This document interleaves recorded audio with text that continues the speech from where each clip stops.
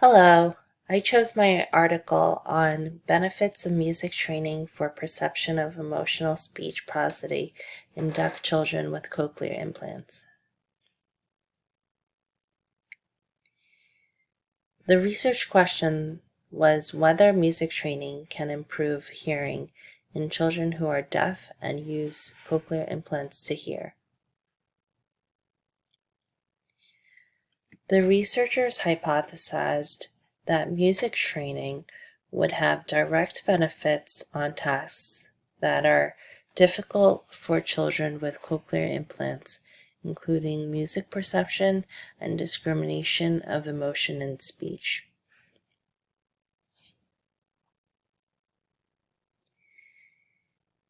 Thompson et al. Found that musically trained adults performed better than musically untrained adults in the identification of emotion in semantically neutral speech. More and more children with congenital deafness are being provided with cochlear implants. A cochlear implant differs from a hearing aid in that it does not amplify sound and does not rely on a functioning middle or inner ear. The perception of pitch is particularly impaired in adult cochlear implant users compared to normal hearing population. Many adults using cochlear implants report low levels of music appreciation after implantation. What is most important is that the perception of emotional prosody is impaired through cochlear implants. Children using cochlear implants perform similarly to normal hearing controls when identifying a target emotion using visual cues, but have shown difficulty when using only auditory cues. These difficulties may stem in part from difficulties with pitch processing. So, for example, children with cochlear implants would have a difficult time differentiating sadness and fear auditorily. Both emotions are negative, but the latter is characterized by higher pitch and greater pitch variability. These were the methods. 18 children using cochlear implants were randomly assigned to receive music training or art training for a period of 6 months. Participating families were told that the researchers were assessing whether art-based training would lead to various cognitive benefits, including auditory perception. They tested children with the Montreal Battery for evaluation of musical abilities. It consists of 5 subtests that evaluate different elements of music perception: scale, contour, interval, rhythm, and incidental memory. This is the mean percent correct score for the music training group as a function of test session, pre, mid, and post-training. Significant effects of time were found for contour,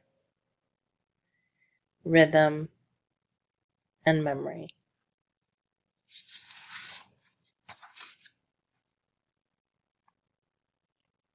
This is the mean percent correct score for the art training group as a function of test session, pre, mid, and post-training.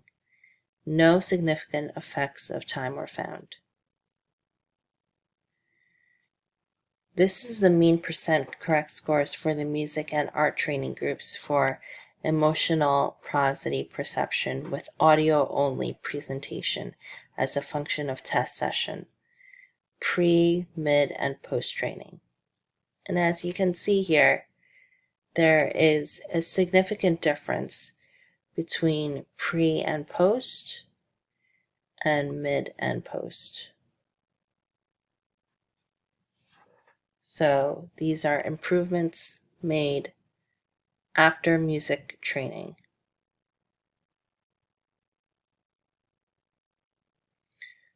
So the conclusion is that children who received music training experienced improvements in certain aspects of music perception and in perception of emotional speech prosody. There was no significant improvement for any of the outcome measures for the visual art training group. Some of the strengths and weaknesses are: the strengths are these findings have important implications for auditory rehabilitation. Music training should be considered as a useful supplement to current methods of auditory and speech training in children using cochlear implants.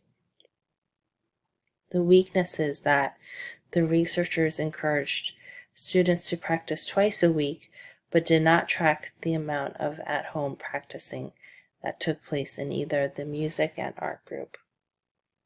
Also, it would have been valuable to include a long-term follow-up with participants to determine whether the improvements are short-term or long-term. And that is it.